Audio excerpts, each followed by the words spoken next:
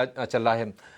NSE के IPO की खबर है कि आईपीओ को शायद इसी महीने मंजूरी मिल जाए और मार्केट रेगुलेटर सेबी ने कहा है कि एडवांस स्टेज में है उनके एनएसई की प्रक्रिया, तो इसके चलते बीएसई चल रहा है। मणप्पुरम फाइनेंस के लिए ट्रिगर ये है कि गोल्ड के प्राइसेस भाग रहे हैं, नए रिकॉर्ड ऊंचाई पर पहुंचे। अंतर्राष्ट्रीय बाजार में $4,600 के ऊपर निकल गए हैं गोल्ड के प्राइसेस, ये चल रहा है।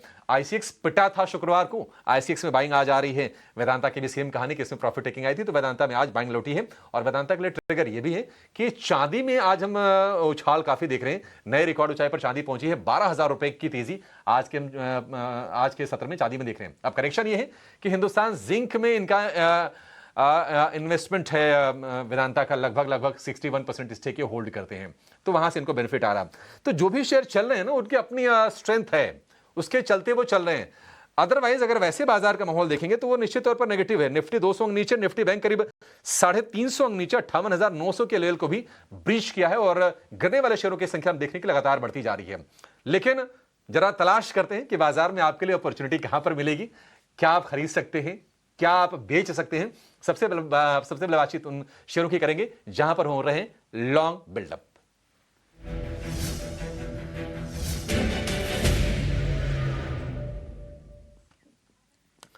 तो आज आप देखेंगे कि जहां पर फ्रेश बाइंग है, बीएसई में तेजी है लगभग 2% के आसपास की। हालांकि इंट्राडे में ये जो शेयर था 4% ऊपर चला गया था।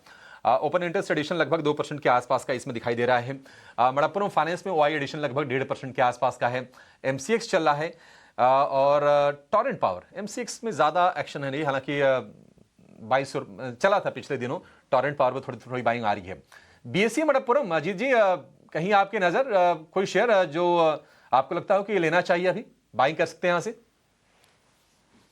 डेफिनेटली बीएससी मेरा रडार पे है अभिषेक, कंसिडरिंग कि जहां पे कि हम देख रहे हैं कि मार्केट में कैपिटल आपके मार्केट वाले stock platform stocks across the board जहां पे करेक्शन रहा है, बीएससी ने काफी हद तक कंट्रोल्ड करेक्शन दिखाया है। मींस एक मार्जिनल रिट्रेसमेंट हुआ 3,000 से 2,600 तक और पिछले करीब 2 हफ्तों से एक 2,600 से 2,800 के एक बैंड में ये ट्रेड कर रहा है। तो 2800 को ब्रेक करने के बाद एक कंफर्मेशन आएगा कि दोबारा से एक नेक्स्ट लेग की तेजी शुरुआत हो सकती है, जो कि स्टॉक को नए रिकॉर्ड हाइस पे लेके जाए।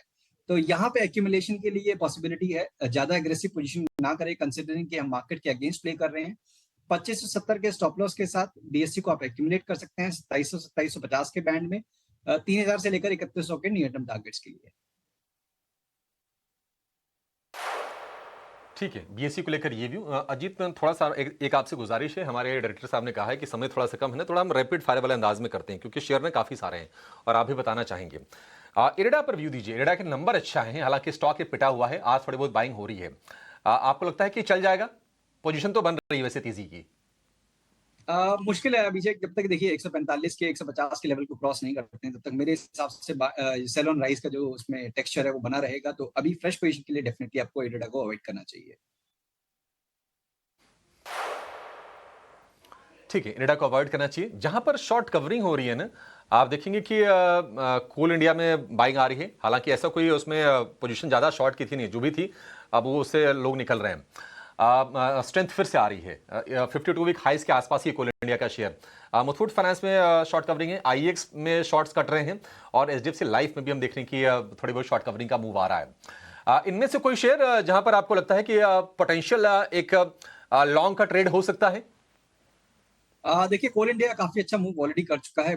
सबसे बड़ी बात है कि गेंस बनाए हुए हैं, तो यहाँ पे एक्यूमुलेशन की राय होगी कि 420 से लेकर 430 के बीच में आप एक्यूमुलेट करें।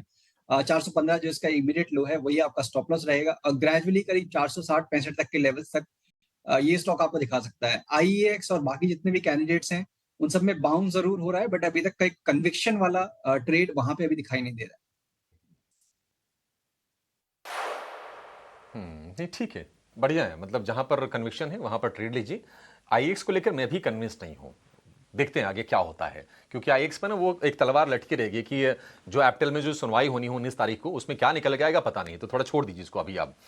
बाकी कोल इंडिया पर ये व्यू आपके लिए है अजीत जी की तरफ से। एक छोटा सा ब्रेक